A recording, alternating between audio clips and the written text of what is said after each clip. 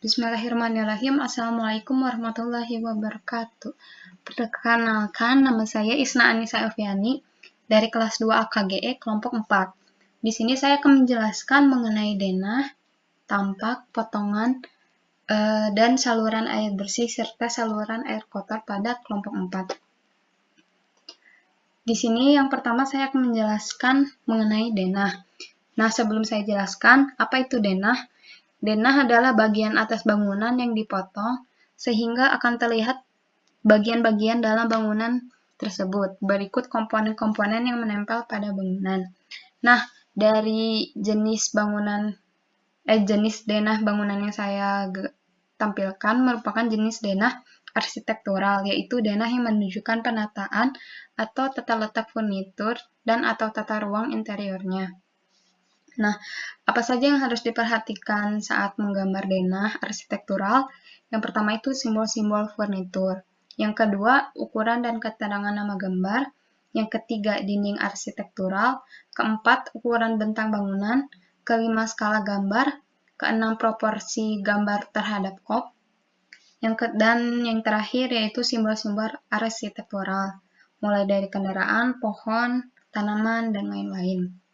Nah, pada kelompok 4 ini kami mengkhususkan atau menggambarkan bangunan untuk ruko dengan luas 14 meter dikali 10,5 meter. Untuk ukuran bentang arah X, kami menggunakan ukuran 3,75 meter, 3,25 meter, 3,75 meter, dan 3,25 meter. Untuk arah Y, yaitu ukuran 3,75 meter, 3,5 meter, serta 3,25 meter.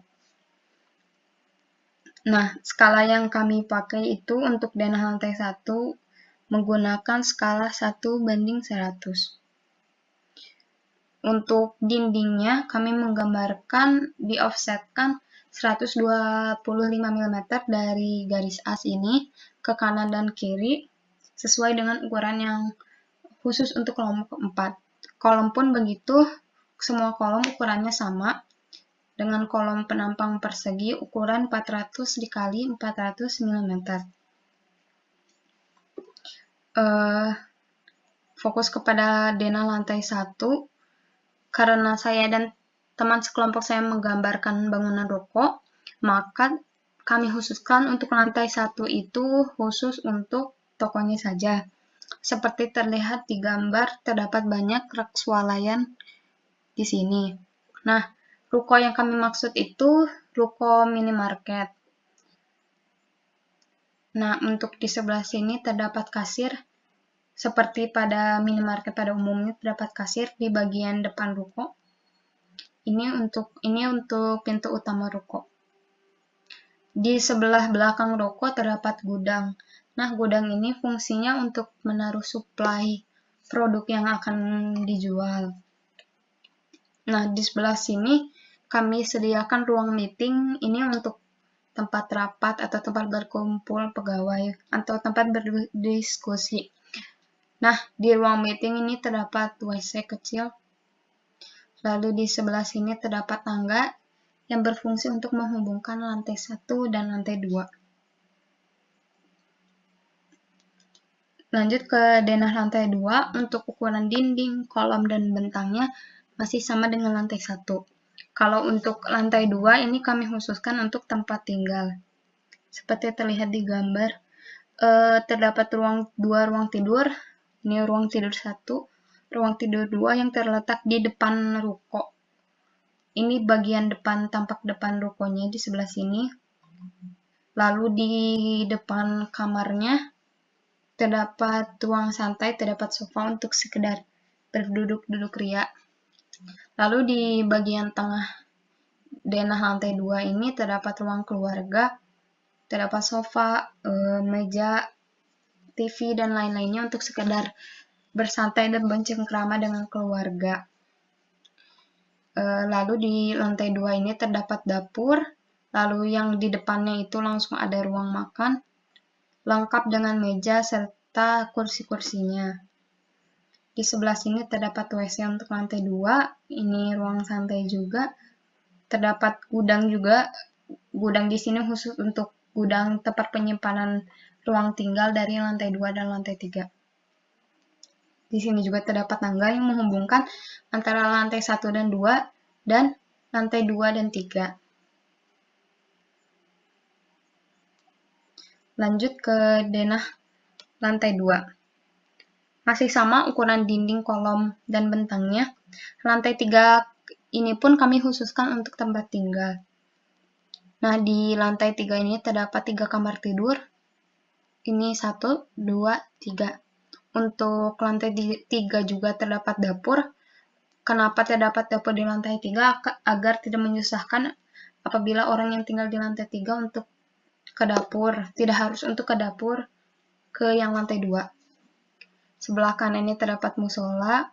Sebelah sini terdapat sofa untuk bersantai. Sebelah sininya terdapat WC untuk lantai 3. Terdapat sofa-sofa untuk bersantai juga. Lalu di sini terdapat tangga.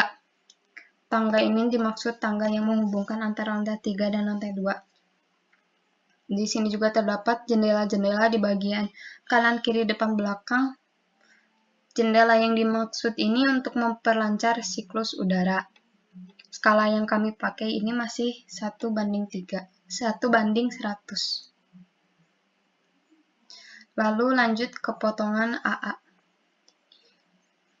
Sebelumnya, potongan itu adalah irisan badan bangunan yang memperlihatkan bagian konstruksi dan struktur bangunan, mulai dari bawah hingga ke atas, atau dari pondasi hingga ke atap.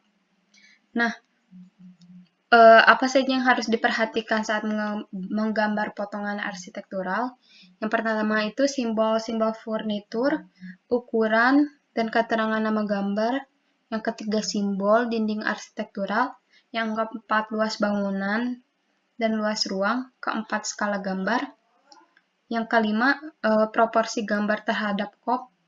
Yang terakhir simbol-simbol arsitektural. Nah, pada potongan AA bangunan arah bentang X yang digambarkan yaitu potongan dinding. Terdapat dinding di sini seperti biasa diofsetkan 125 mm. Untuk ukuran tiap lantainya ini sama 4 meter dengan total 12 meter untuk tinggi dari lantai 1 hingga lantai 3. Di sini terdapat terlihat jendela-jendela serta potongan kasur atau dari kamar tidur serta rak swalayan dari lantai 1. Serta di sini juga terlihat potongan tangga. Nah, untuk di sini pondasi yang kami pakai itu pondasi telapak. Nah, pondasi yang kami pakai itu pondasi telapak yang nantinya untuk detailnya akan dijelaskan oleh teman sekelompok saya. Lanjut ke potongan BB. Ini yang membedakan antara potongan AA hanyalah untuk potongan BB ini untuk potongan bangunan arah bentang Y.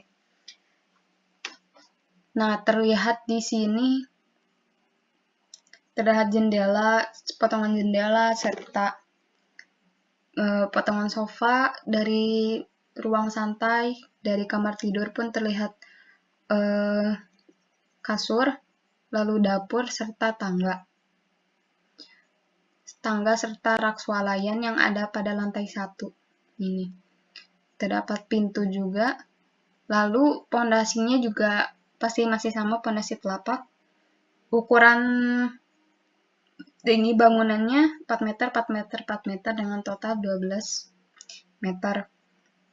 Dari lantai 1 sampai lantai 3. Ukuran bentangnya pun masih sama dan atap kami itu memakai atap rangkaian kuda-kuda baja. Beralih ke tampak. Nah, tampak itu adalah proyeksi ortografik atau ortogonal bangunan yang memperlihatkan bagian muka bangunan yang dilihat dari berbagai arah secara lengkap. Untuk di sini dari arah belakang atau tampak belakang, di sini terlihat hanya terdapat 2 jendela pada lantai 3. Untuk ukuran ditampilkan juga ukuran tiap lantainya pasti masih sama, 12 meter total dengan ukuran 4 meter di tiap lantainya. Untuk ininya arah bentang Y. Skala yang kami pakai pun masih 1:100. Lanjut ke tampak depan. Tergambar di sini dinding, atap, ukuran bentang arah Y. Tinggi per tiap lantai masih sama. Lalu terlihat di lantai 3 terlihat ada 3 jendela, 2 jendela pada lantai 2 serta pintu. Sama seperti lantai 2, lantai 1 pun terdapat 2 jendela dengan 1 pintu. Untuk tampak samping, yang di sini terdapat tampak kanan. Ukuran dindingnya sama, terus tinggi per tiap lantainya masih sama, hanya saja ukuran atapnya yang terlihat berbeda dari yang sebelumnya. Dari yang potongan tampak sebelum-sebelumnya. Terus yang kami tampilkan untuk tampak kanan itu bentangnya berbeda. Ini arah bentang X dengan ukuran 3,25, 3,75, 3,25, dan 3,75. Terlihat pada lantai 3 hanya terdapat satu jendela di tengah-tengah bentang, lalu terdapat 3 jendela di lantai 2 dan 3 jendela di lantai 1 serta pintu. Nah, ini untuk tampak sebelah kiri, tampak kiri. Yang membedakan dengan tampak kanan hanya letak-letak dari jendelanya saja. Untuk lantai 3 terdapat 4 jendela, lantai 1 dan 2 terdapat 3 jendela. Skala yang kami pakai 1:100 sama. Lalu kita beralih ke sanitasi, ke saluran air kotor terlebih dahulu. Ini denah untuk saluran air kotor lantai 1. Nah, untuk lantai 1 ini kita yang memakai pipa untuk saluran air kotor hanya untuk di WC. Lantai 1. Nah, yang seperti ini, pipa yang ini merupakan pipa saluran air kotor yang saling menyambung satu sama lain, mulai dari kloset, wastafel, serta lubang WC. Pipa ini akan mengalir terus sampai ke atas, menyatu di pipa tanam, lalu disalurkan lagi ke balok pengontrol, lalu ke septic tank, dan akhirnya ke tempat resapan. Lalu untuk saluran air kotor lantai 2 ini dikhususkan untuk dari dapur dan WC. Dari dapur tentu saja dari wastafel. Kalau untuk dari WC, dari ini lubang WC, dari wastafel serta klosetnya. Pipanya saling menyambung, disatukan di sini, lalu disalurkan oleh pipa menuju balok pengontrol, ke septic tank, lalu ke daerah resapan. Untuk saluran air kotor lantai 3 sama seperti lantai 2, dari WC dan dari dapur. Dari dapur ini dari wastafel, dari WC itu dari sini lubang WC, dan dari kloset bersatu di pipa tanam, disalurkan oleh pipa dan disalurkan ke balok pengontrol terlebih dahulu, ke septic tank, lalu ke daerah resapan. Yang selanjutnya yaitu saluran denah air bersih lantai 1. Nah, pada lantai 1 ini, pipa saluran air bersih hanya terletak pada WC. Yang saya tunjuk ini merupakan contoh saluran pipa air bersih. Nah, air itu dialirkan dari sumur ini. Kita memakai sumur bukan toran, jadi Dari sumur ini didistribusikan melalui pipa-pipa yang menyambung lalu bertemu di WC.